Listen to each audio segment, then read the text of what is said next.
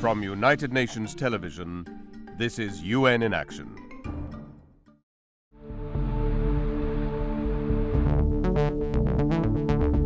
It's almost time for the daily commute. Anatoly Popko grabs a coffee and says goodbye to his baby daughter. Now he enters the city's intimidating metro system.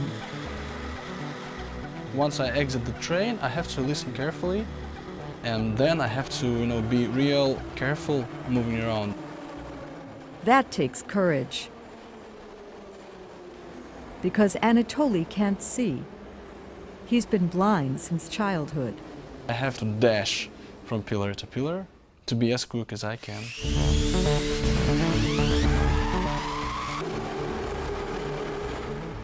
29-year-old Anatoly is one of the very few blind or disabled people to attempt to navigate the metro or even head out onto Moscow's streets.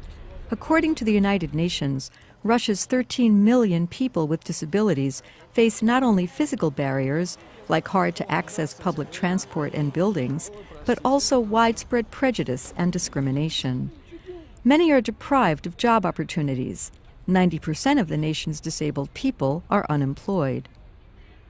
If you walk downtown Moscow, then you probably will not see any disabled person for hours, or maybe you will not see one at all.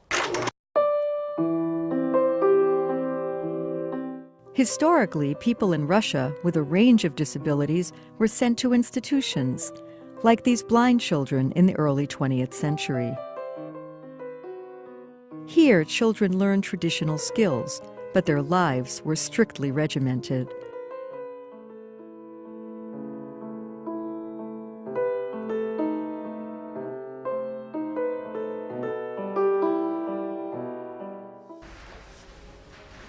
And today, the marginalization continues.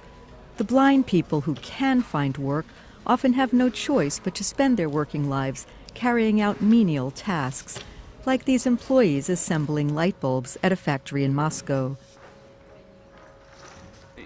THIS, this, ISA. Anatoly believes that new technologies can help. Working for the All Russia Association of the Blind, he demonstrates this new voice recognition software, which enables users to harness the almost limitless information available on the internet.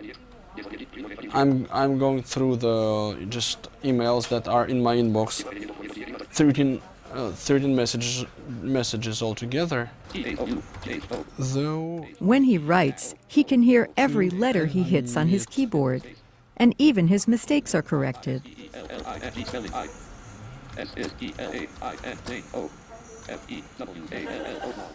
Yeah, that's what I meant. Anatoly's goal is to change Russia, not just for blind people, but for all people with disabilities. And there are signs that his wishes are starting to be fulfilled. Moscow has declared that it will be barrier-free by 2020, meaning that all public buildings and facilities should be easily accessible. And in 2008, the Russian Federation signed the UN Convention on the Rights of Persons with Disabilities.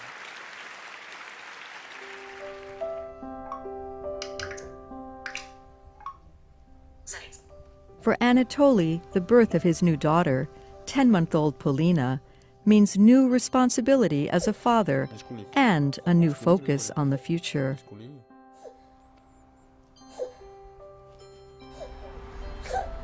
At heart, he hopes his daughter's life will be shaped by the same spirit as his own. Independence is something inside my head, pretty much. Next track. Because I feel myself independent, and that pretty much means that if I want to do something, then I can do it.